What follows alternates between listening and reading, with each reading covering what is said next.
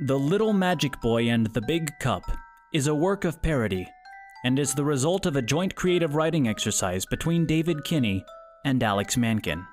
It is narrated by Alex Mankin. Any moments or references that remind you of any form of existing media are not a coincidence. Both writers are giant nerds. Be cautioned that this story contains foul language, and relocate younger listeners to a location where they will be safe from the foul language. Thank you for listening. Chapter 4 Dirge of Douglas. Bothersnatch the terrible demon awoke from his mid-evening nap with a snort just as a giant fireball burned through the wall to his left. Ash and splinters fell around him as the fire spread, revealing a hole into the hallway outside Wald's office. Kids ran by, screaming and wielding swords and firearms. Bothersnatch tried to go back to sleep, but they were just making too much noise. Grunting, he forced himself out of Wald's ergonomic swivel chair and paddled out into the hallway to get an idea of what was going on. It was a disaster zone. The parts of the school that weren't on fire were riddled with bullets. Bothersnatch spotted Principal Jaffel sitting in the rafters, watching and eating a big bowl of jelly beans. Seeing as he was the only adult nearby, Bothersnatch levitated up and sat down beside him. "Oh, hello, Greg," Jaffel said. "On the hunt for those diamonds?" Bothersnatch had forgotten he was in disguise and tried to get back into character. Yeah, totally," Greg said, having also forgotten about that whole waste-of-time side quest. "Almost got him, just taking a little break. You mind telling me what's with all the violence?" This? Why, this is the house war. We assign all the students to special teams and then they compete for points. He kicked his legs with excitement. Then at the end of the school year, one of the teams will have more points than the others. It's wonderful. "Looks pretty dangerous," Greg said. The principal waved him away. "Oh, don't be such a wet toad. It's fine. The school magically repairs itself." "Does it repair the kids too?" It occurred to Greg that if that Joshua kid died, he would die too, because of hell magic. "Well, no," Jaffel said. "But it's only this bad the first day. Trust me, once they get the bloodlust out of their system, they'll start playing the long game. That's when they launch calculated campaigns to sabotage and double-cross one another to come out on top. All in the name of training them to become skilled and elite warriors for the magical wizard army, of course. I am like 80% sure that's what my dear departed cousin would have wanted." "Okay," Greg said. "Would you like some jelly beans?" Maynard Jaffels let the colorful candies run through his fingers. "They're all perfectly edible fruit flavors." "That's okay." Greg started inching away. "Gotta get back to work. Looking for rupees or whatever the hell." "Shoot yourself," the principal said, shoveling entire handfuls into his mouth at once. Greg let himself drift like a dandelion seed back down to the ground. He needed to find Joshua before some punk preteen with a halberd chopped him in two.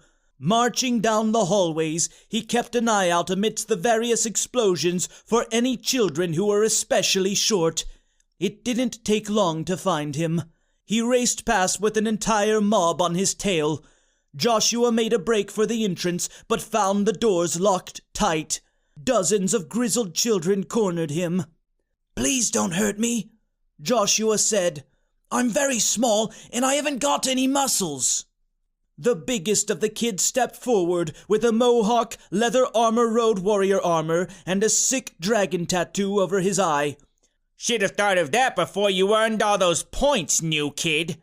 He bounced a tire iron in his free palm and smirked. "All right, break it up."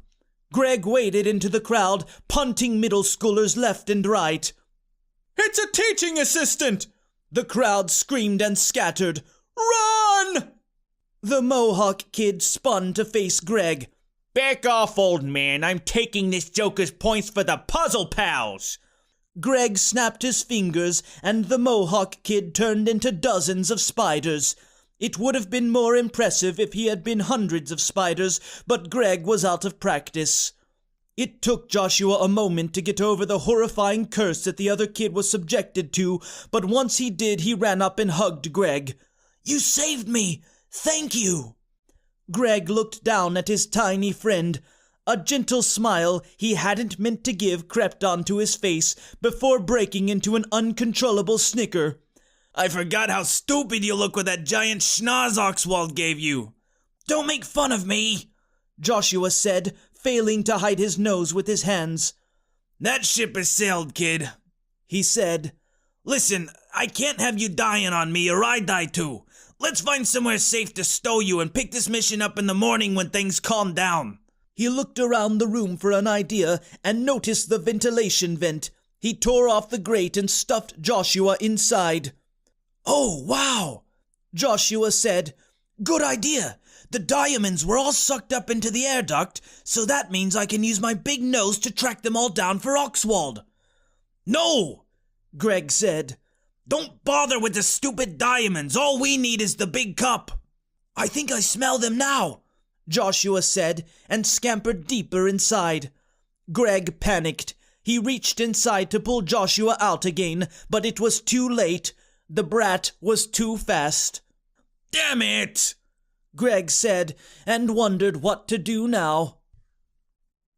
For all the wacky magical quirks that infested every last aspect of magical society, Joshua felt some comfort in the fact that Dougie P's ventilation system was absolutely plain and unremarkable. It was dark, dusty, and cramped, but definitely not Zuki. As he crawled his way through the shaft, following his nose wherever it goed, he heard clanging weapons, bloodthirsty battle cries, and dulled explosions coming from beneath him. Joshua was thankful to be where he was, and that he was perhaps the only student capable of getting there in the first place. At last, he saw a glimmer ahead. As he crawled ever closer, it was unmistakable. A beautiful diamond teetering on the edge of a sheer drop within the vents. Thank heavens, thought Joshua. Wald's stupid nose spell turned out to be useful after all. Just as the tiny child came within nabbing range of the diamond, an incredible explosion shook the entire school like a giant earthquake. Joshua heard yells of confusion from the brawling student body beneath him, but only let out a tiny scream of his own when the shaking knocked the diamond over the edge, dropping it into the shaft. Without thinking, Joshua scrambled after it and quickly found himself falling. It was not the boy's brightest moment. For probably 50 minutes, Joshua tumbled and screamed down a long series of drops and slopes, rolling at last to a stop on top of a grating. Ow! Joshua yelled as the shock of the fall wore off. Boy! Came a comforting and familiar voice. Boy, is that you? Uncle Horbert! Joshua peered through the grating to find he was directly above the dungeon. His uncle was suspended in a gigantic floating crystal. He was being guarded on all sides by goblin cops with tiny nunchucks. Get me out of this crystal prison, you stupid child! Uncle Horbert cried. So that I can kick you in the butt! Let me think, replied the little magic boy, wondering how he could possibly free his uncle without getting nunchucked into an early grave. Perhaps he could find a big gun that would scare the guards enough that he wouldn't have to hurt anybody. Even if he dispatched the guards, however, he couldn't begin to know how to address the whole crystal situation. Then Joshua saw that glimmer once again. The pesky diamond had landed at the end of a long corridor. He couldn't waste any more time, but his uncle was right there below him. What are you doing? Uncle Horbert yelled. Every second I spend in this crystal prison makes me angrier and angrier, which means my fists will become stronger and stronger when I finally get out. I'll come back for you, I promise, Joshua said, finally making up his mind. Please do not punch me when I do, okay? Stay strong, Uncle Horbert. No! Horbert screamed. I will punch you 1,000,000 times if you abandon me, boy! Boy!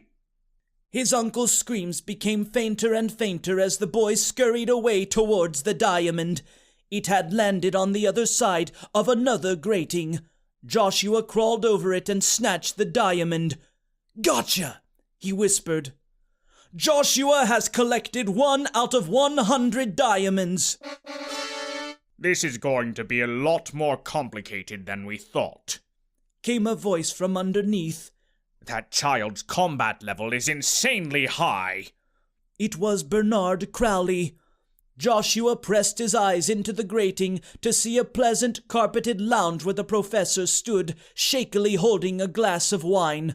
From where he lay, Joshua could not tell who else was in the room. "We'll need more bombs," Bernard continued, now pacing. No, forget bombs. Bombs are stupid. I've always said bombs were stupid. I have a much better plan. We just need the amulet.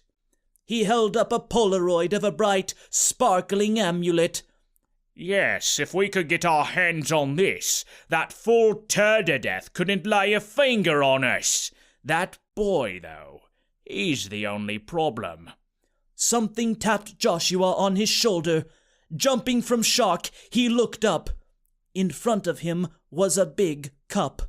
In fact, it was the same big cup that he'd seen when he freed Oxwald's horrible daughters from a deadly trap earlier that day. His mouth sank open, but before he could grab at it, a scary hand rose out of it like a charmed snake. As Bernard carried on a rant about backhanded schemes and long-winded chess analogies, the hand gestured towards Joshua's closed palm and followed it up with a beckoning motion. Joshua furrowed his brow and shook his head. The hand clenched into a fist, flipped the boy off, and repeated the gesture with added fervor. Joshua responded by pocketing the diamond and crossing his arms defiantly. The hand was clearly annoyed by this because it began charging a deadly lightning spell. Joshua toppled backwards in fright. "Did you hear something?" came Bernard's voice below. Before the Chaos Witch could delete the boy from existence, however, yet another mighty explosion shook the school. Covering his head instinctively, Joshua abruptly felt the ground fall beneath him as the grating gave way under the stress of it all. As the witch's lightning blast soared by and clipped the tip of his hair, Joshua Milton tumbled directly on top of an unsuspecting Bernard Crowley. It was known by all secret agents of Good Diamonds Incorporated that Bernard Crowley was unflappable. He was fluent in 7 languages, had an IQ of 170, and super PhD diplomas in martial arts, diamond analysis, business, demolitions, teaching, and marine biology. No matter what Bernard did, he always rocketed straight to the top.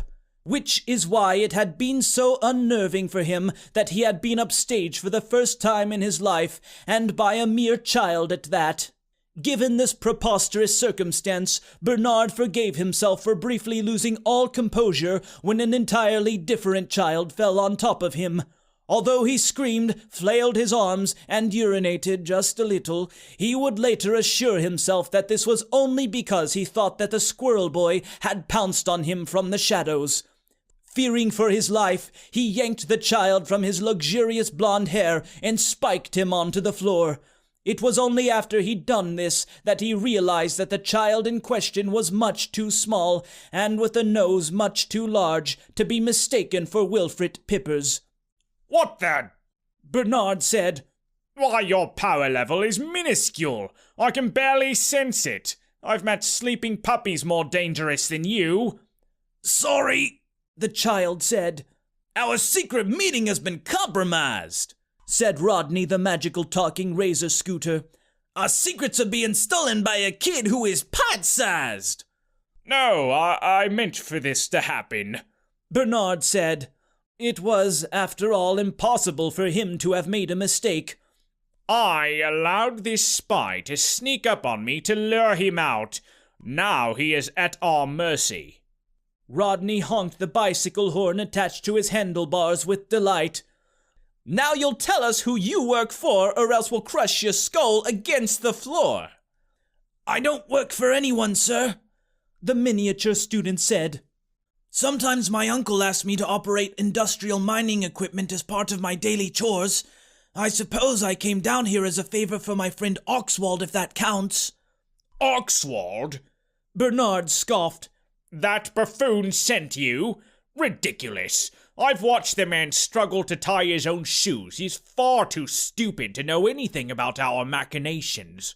Thinking about it, Bernard remembered he had seen this child before. Wait, you were with him this morning, only your nose was less stupid looking at the time. Tell us your name, Rodney said, or we'll cripple you lame. I'm Joshua Milton. I'm going to drink from the big cup and get big muscles. Bernard stepped back. Milton? As in the Milton family diamond mine? There should not be anyone left of that accursed bloodline. Good Diamonds Incorporated made sure of that. What are you talking about? Joshua said. Well... Bernard knew he shouldn't say anything, but could never resist delivering exposition to dullards. During the war against the Chaos Witch, the value of diamonds was through the roof. Fantastic profit margins and fiscal quarters like you wouldn't believe. All because Darkovkar kept buying up everything we sold to fuel her diamond armies. The Miltons were our primary supplier of diamonds, at least until they developed a guilt complex about the whole thing. We had no choice but to get rid of them. Joshua looked ready to cry. Is that why I'm an orphan? Probably. Bernard shrugged. Statistically speaking, even if you're not a Milton, Good Diamonds Incorporated is responsible for the majority of orphans in this country. On a related note, now you know too much and I have to kill you.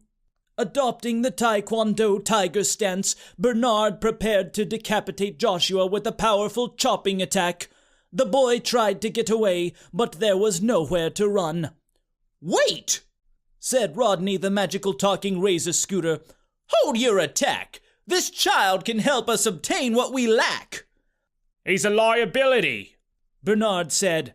Better we kill him now than risk our plan being exposed. Rodney unleashed his chi, sending shockwaves of powerful energy pulsing through the air. Did you forget who is your master? Cross me again and you will meet with disaster. At once, Bernard fell to his knees. He could not bear to witness such strength. Forgive me, Sensei. I know better than to question your wisdom. What should we do with him? The whirlwind of Rodney's unbridled power died down. The ancient scooter rolled closer toward the boy. The amulet of Douglas is hidden far below. To the treasure vault you both shall go. If Milton blood runs through his veins, then he has what we need to break the chains. Excuse me, Joshua said. I have like 3 other missions going on already, so I would prefer not to do this. Shut the fuck up, said Rodney.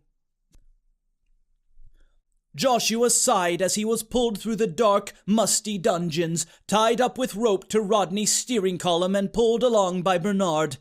He had hoped his first day would lead to forging new friendships, cozying up to the fun buncher fire, discovering new and exciting parts of magical society he'd never been exposed to from a childhood in a culturally deprived diamond mine, or at the very least being surprised by funny candy. Professor Crowley, sir, Joshua piped. Is this going to hurt? Yes, obviously, Bernard laughed. This ritual requires a lot of Milton blood. Honestly, I'm worried you don't have enough flowing in your tiny baby body for it to work. We'll need the whole lot of it, no question. That's not great, Joshua frowned. If I'm going to be sacrificed then, is there anything you can tell me about my father, Henrik Milton? He was a soldier, and I think he carried around a big knife sometimes. Henrik? Bernard mumbled. Nope, must have been somebody extremely unimportant and forgettable. Rodney the magical talking razor scooter suddenly hit the brakes, tugging Bernard off of his feet, which he managed to turn into a cool backflip thing the moment before he would have hit the ground. Sir? The tiny boy asked of Rodney. Did you know my father? After a moment of contemplation, the two-wheeled sage replied, Never heard of that traitorous clown. I've only stopped 'cause it's here we go down. Joshua noticed that they had stopped in front of an elaborate marble-carved fountain, a memorial to Douglas P. Wilson. The most striking feature of such was an enormous statue of Douglas, tiny pistol drawn in his left hand with the amulet dangling from his right. His face was contorted as though he were crying, with streams of water flowing from both his eyes and both nostrils. His pants were at his ankles, exposing boxer briefs dotted liberally with tiny little hearts. All around this centerpiece were smaller statues of chickens and feathers flying in every direction. A plaque at the bottom read as follows: Here lies Dougie P. Rest in peace, Dougie P. When it's time to rise again, sing my favorite dirge, and then... Joshua was confused. What exactly is this? A crypt, Bernard explained, depicting the last moments before Douglas's unfortunate and hilarious death at the hands of the Chaos Witch Darkovkar. He thought he could control the darkness. He scoffed. In reality, he couldn't control the darkness. Bernard looked at Joshua. I can control the darkness if I want. It's really easy. Okay, said Joshua. Many secrets are hidden below. If entry you seek, his song you must know. Rodney explained. There are 3 verses known only to few. As your death draws near, we shall sing them for you. Bernard Crowley and Rodney the magical talking razor scooter took opposite sides of the fountain, clearing their throats and doing some scales to warm up their voices. Joshua Milton listened very carefully as he figured this super-secret dirge might be important to know. As Rodney counted them in, they began to sing the first verse.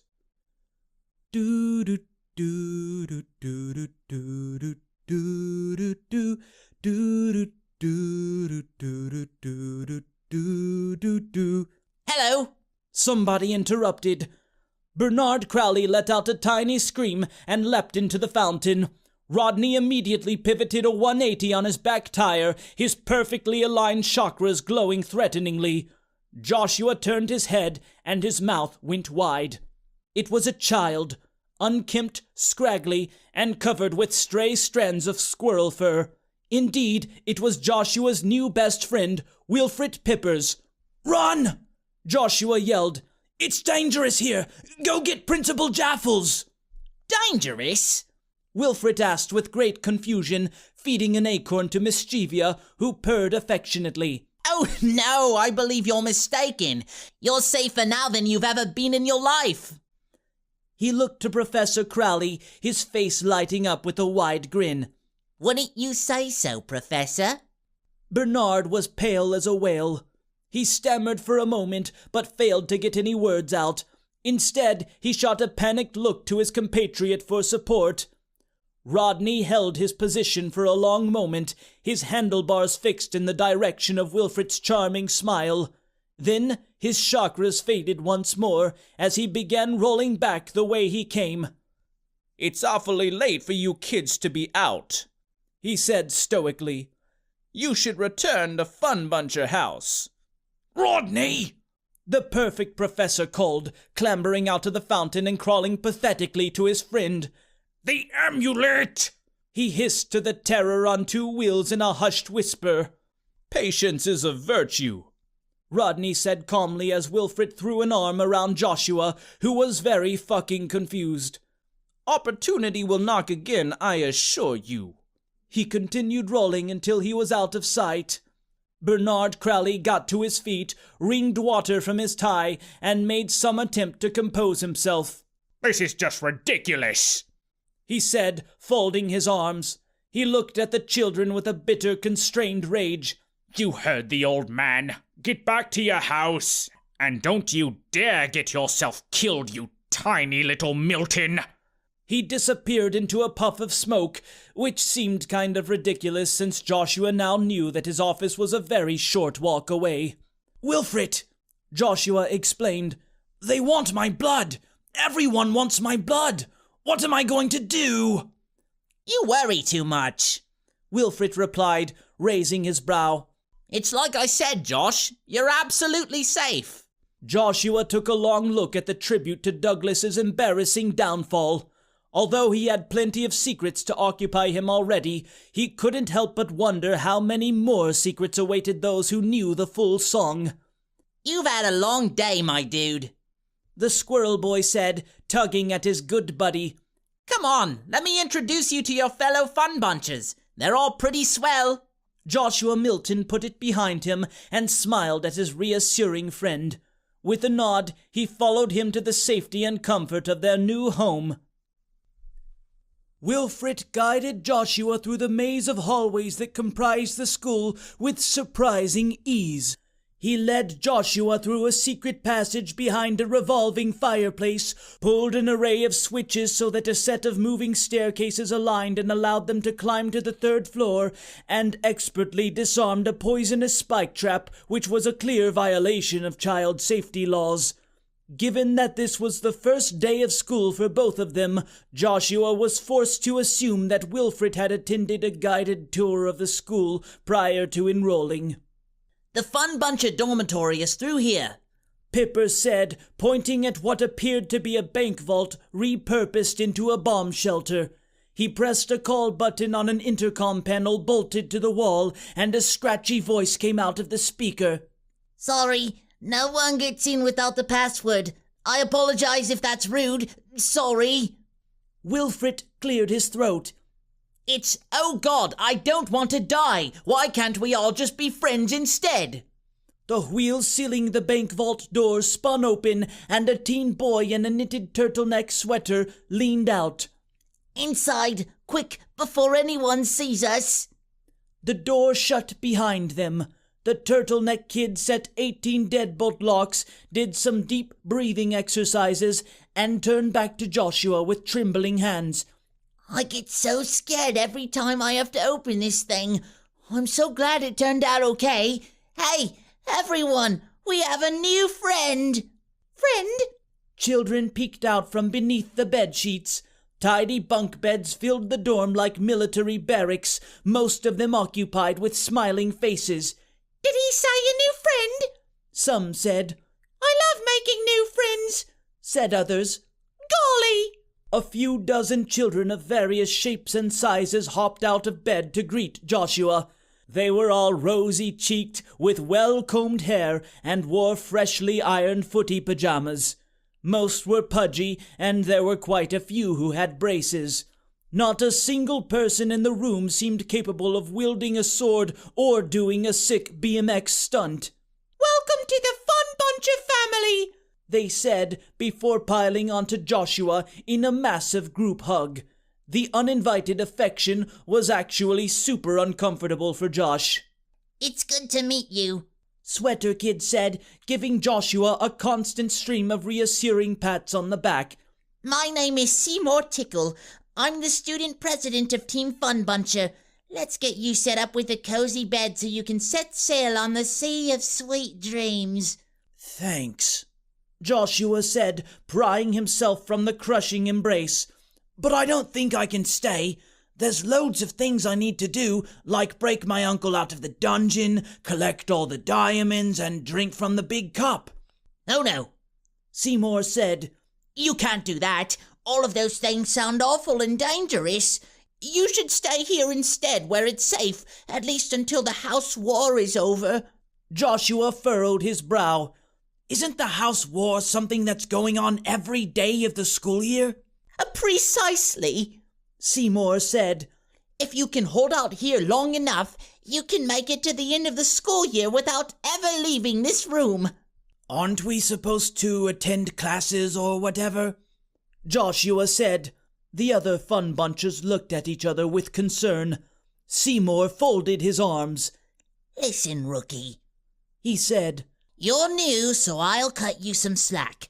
But having adventures and going to classes is not how we fun bunchers do things. Every year I see a bunch of funky, fresh, new fun bunchers, and they got it in their heads to get good grades. It's natural. We're good boys and nice girls here. But leaving the dorm ever is how you get yourself killed. Even if you can survive the house war, going to classes and doing your homework runs the risk that you'll graduate. That's the point of school, Joshua said. You're supposed to graduate. He looked around, feeling helpless, right? He had never actually attended a school before. Seymour shook his head. Graduating with good grades just means you'll be conscripted into the magical wizard army. Then you get to die invading a foreign land in the name of expanding the Imperium. No thank you. Flunking out is way safer. You can get a job as a diamond inspector or something instead. Joshua frowned and stuck out his chin. Well, I'm not going to spend all year cowering in a bunker. I'm going to get big muscles just like my father and mother. A massive explosion outside the dorm rocked the school and sent all the timid fun bunchers scattering except for Seymour. Nope, the team president said.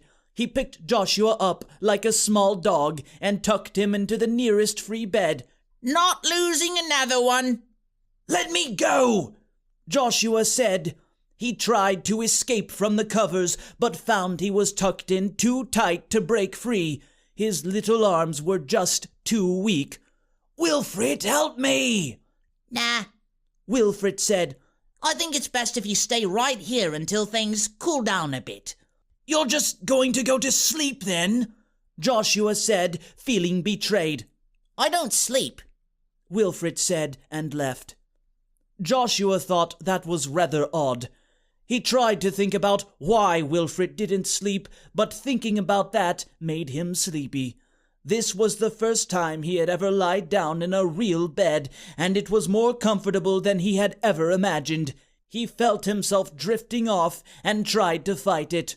No, he said, trying to stay awake. His uncle was suffering in the dungeon. He needed to rescue him, but that wouldn't happen if Joshua let himself set sail for the dream zone. His mind fogged, ready to slumber, while he tried everything in his power to stay conscious. Wald sipped his chamomile as he stared blankly at the first page of Fundamentals of Magical Defense, an essential guide to not dying. He had spent the past hour rereading the text of the author's preface, thus far failing to process any of the information there within. The only meaningful wisdom he'd be able to impart during the following day's classes was that Bumbo D. Wimperton had written a book entitled Fundamentals of Magical Defense, an Essential Guide to Not Dying. Wald was confident, however, in his ability to drag out this single point into an hour-long lesson. The door swung open and a young raven-haired girl strode in. She was dressed in a suit and tie and carried a sheathed katana on her back. She plopped into a chair in front of the classroom, kicked her legs up on the desk, and folded her arms. Oh, good evening, May. You're a spitting image of your mother carrying around that deadly weapon. Wald smiled, closing his boring book. Where are your sisters? The Manderley triplet sighed. First of all, I'm Courtney. Her father frowned. I'm so sorry, sweetums. You know the three of you are perfectly indistinguishable. We're really not. April is the leader. She has a fighting spirit and a passionate fire in her eyes, Courtney explained, letting her head droop behind her chair. May is the sensitive one and has a soft spot for animals. That's right. Wald nodded. And what's your thing again? I have a fighting spirit and a soft spot for animals. Courtney shrugged. Now what did you want? You've got 5 minutes. We're in the middle of negotiations with the Puzzle Pals, and if I'm seen with you for too long, our collective street cred will plummet. Come now, Courtney, I just wanted to catch up with my little angels. Wald smiled. Would you like a cup of tea? Got coffee? No. Courtney blew a raspberry. Okay. Wald sighed, fixing himself a second cup. So, what are your sisters up to? Exciting House War stuff, I presume? May is working alongside the team president to draft a treaty establishing borders between Rad Lion and Puzzle Pal territory. You have to be careful negotiating with these people, they're tricky. She leaned in. One year, they snuck a hidden message into the first letter of every paragraph. It was a secret clause that forfeited all of our points to the Puzzle Pals at the end of the semester. Oxwald couldn't begin to understand what she was talking about, but nodded his head vigorously all the same. Courtney continued. April is stationed at the demilitarized zone until we can get this sorted out. It's likely we'll end up working together to stand a chance against Snakethy, but at the moment tensions are still pretty high. Oxwald stared blankly at his daughter. I understand. Courtney sat upright, rubbing her temple. Dad, what are you doing here? It was bad enough that your little boyfriend decided to teach here, but we didn't think you'd actually change careers for him. I thought you were dizzy for diamonds, just like you used to say literally every morning. I am dizzy for diamonds! Oxwald slammed his desk, quite offended at this attack on his love for flawless gemstones. Which actually brings me to my next point. There's this little fun buncher boy, Joshua Milton. He's out hunting for diamonds on campus, and I just worry about him out there. So tiny, so alone. Courtney snorted. Joshua? She couldn't help cracking up. Come on, Dad. Nobody ever sees fun bunches after orientation. If he does wander out in the school grounds, the Snakethies will be on him like an army of hawks tearing apart a baby squirrel. She contemplated for a moment. Although, come to think of it, I guess we do sort of owe him one. He's not the lamest fun buncher we've ever seen. So you'll team up with him? Oxwald beamed. You four can work together to collect diamonds and not participate in any other ulterior objectives regarding the Big Cup or any other magical artifacts. Never gonna happen. Courtney shrugged. I mean, we offered our friendship, but he was kind of a huge dick about it, and I'm pretty sure he hates us. The most I can promise is that if he does have the balls to show his face, we won't kill him. Oxwald pondered in silence for a long moment. Well, if you find any diamonds, could you bring them to me? Courtney checked her wristwatch and pulled out a grappling hook. Look, Dad, there's more to life than diamonds. I really don't want to have a part enabling your little obsession. She shot the hook into the rafters and slowly began ascending. And you should really get over this Crowley thing. Honestly, you talk about him more than you talk about Mum. But I have to beat him! Oxwald stamped his foot as his teenage daughter continued to rise up toward the ceiling. Bernard thinks he is better than me, and I have to prove to everyone that I am actually the one who is better than him. Whatever. Courtney sighed as she disappeared into the shadows. See you in class. Love you, dear. Oxwald waved. Good luck with your diamond negotiations. He sighed and plopped back down into his swivel chair. Why couldn't fatherhood be as simple as diamond assessment? Diamonds were perfect, predictable, and consistent. Daughters were complicated, temperamental, and impossible to understand. That was pretty awkward, said Greg, who had been listening from the hallway. Your kid sounds way cooler than you. And what have you been up to? Oxwald grouched, sipping his now cold tea. Completely lost track of the kid. Greg shrugged. No big deal. Joshua Milton finished eating the last bite of the moist chocolate cake on his plate. Each mouthful had been sweeter than the last. Uncle, Joshua said, still licking his lips, would it be okay if I had another slice? Don't be ridiculous, nephew. Of course you may, Herbert said with a soft smile. I made the cake special just for you. Aunt Crickery tousled Joshua's hair. Just be sure to clean your plate afterward, dear. I will, thank you, Joshua said, helping himself to another helping from the kitchen table. I'm sorry we are so rude to you all the time, said Uncle Plart. It's just hard articulating our true feelings about you. It's okay. I know you all love me. We're family, said Joshua. This cake is a symbol of our gratitude, Horbert said. It's not much, but I hope it lets you know just how much all your hard work means to us. This moment made all the hardship worthwhile for Joshua. Wiping the frosting from his chin, he rushed to give his family the biggest hug his tiny body could manage. The kitchen door burst open. Joshua was so startled he forgot how to hug.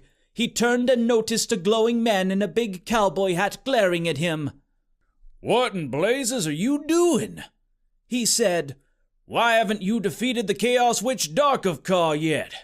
Horbert, Crickery, and Plart all stood up to put themselves between the strange man and Joshua. I won't have you shouting at my beloved nephew like that, Horbert said. His ears are much too small for big noises. Sighing, the man in the cowboy hat drew a tiny pistol from his belt holster and shot all 3 of Joshua's family members. Each popped like a balloon, one right after the other. Joshua, horrified by this, started to scream and then kept screaming. "Stop that," the man said. Sorry, Joshua said. I'm just upset because you've killed my aunt and uncles. He holstered his gun. "There's no reason to get so riled up. You're asleep. That wasn't your real family, you silly Billy. Just made up dream people." He frowned. Although the pain they just felt was extremely real. Joshua wiped away his tears. I don't understand. Who are you? The cowboy looked insulted. "Don't you remember? It's me, your guardian spirit. I taught you the founding principles of true strength just this afternoon." "Oh," Joshua said, recalling that time he was on fire. "That's right, big muscles." "Well, you haven't done anything with the information. It's been hours and you still haven't fulfilled your destiny to destroy the Chaos Witch. What's the holdup?" I'm not sure that's a very good destiny for me, Joshua said. It sounds like a lot of responsibility, and I'm just a little boy. The guardian frowned. "Don't give me that excuse. Your mom says you can do it, and our whole plan is riding on you beating Darkovkar once and for all." Wait, Joshua said. You know my mom? Anastasia Milton? Absolutely. We go way back. She's a total fox. He paused, then added, "Don't tell her I said that." This was all so confusing for Joshua. But Uncle Horbert, the normal real one that is, told me my mother was sealed inside the Orb of Screams for defying the will of the dragons. "That's right," the guardian said. "And neither of us are getting out of the orb unless you start feeling your goddamn destiny."